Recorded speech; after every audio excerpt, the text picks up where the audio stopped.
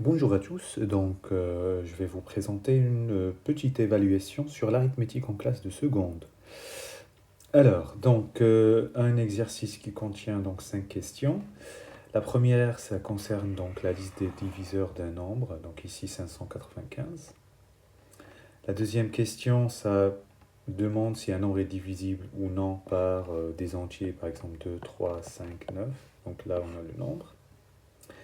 La question 3, ça demande de tester si des nombres sont premiers ou pas. Donc voilà, on va voir. Question 4, on demande de décomposer ce nombre en produit de facteurs premiers. Et puis la question 5 permet de tester, de voir si un nombre est pair ou impair. Voilà. Alors c'est parti. Donc le premier exercice, on vous demande la liste des diviseurs de ce nombre-là. Alors, comment savoir le nombre de diviseurs? Si vous voulez, soit vous connaissez la table de multiplication un peu pour des produits remarquables, pas tous les nombres. En l'occurrence, ici, 595, vous avez 25 ou 25, c'est 625. Donc, en fait, ici, déjà, les diviseurs d'un nombre, il y a déjà 1 et lui-même. Donc, 1, toujours 1 et le nombre. OK? Et après, donc ici, on cherche à savoir si 595 s'écrit sous la forme d'un produit de deux entiers, d'accord? On a dit que 25 fois 25, ça fait 625. On va voir des nombres entre 1 et 24. Hein. Au-delà de 24, c'est pas possible. Bon, 1 fois 595, c'est 595. 5 fois 119, ça fait 595. 7 fois 85, ça fait 595. Et 17 fois 35, ça fait 595. Donc, les diviseurs sont 1, 5, 7, 17, 35, 85, 119, qui sont pris de cette liste-là. Alors après, il y a l'autre technique. D'abord, on cherche la décomposition au nombre premier de ce nombre, et puis on peut déterminer le nombre de diviseurs, puis on va les calculer. On verra peut-être dans l'exemple de décomposition facteur premier. Alors l'exercice 2, juste remplir le tableau.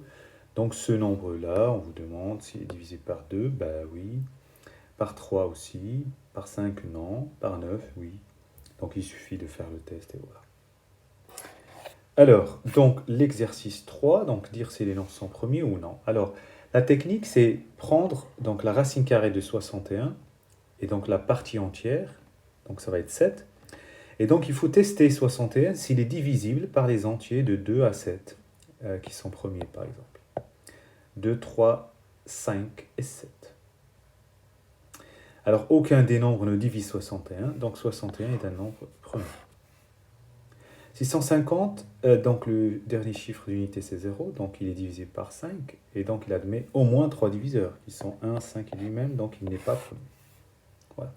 Donc en fait, la règle, si vous avez un nombre A, premier ou non, on fait la racine carrée de A, on prend juste la partie entière, d'accord? On va la noter M, et on regarde les nombres premiers de 2 à M, les nombres premiers, s'ils divisent A.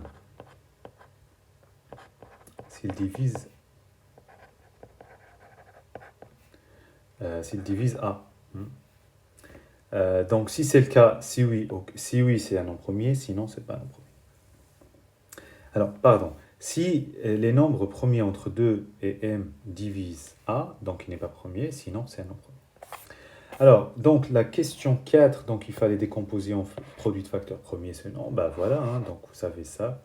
Vous divisez par 2, vous redivisez par 2 jusqu'à épuisement, d'accord? Et après, quand vous faites 8, 4, 8, 0, vous divisez par 2, vous trouvez un nombre, d'accord? Ce nombre que vous allez trouver, donc là, 4, 2, 4, 0, il faut rediviser par 2, d'accord? Ainsi de suite, il faut compter le nombre de 2, le nombre de 3 s'il y en a, ici vous n'aurez pas, le nombre de 5, là il y aura une fois, donc vous voyez, et puis après il restera 53.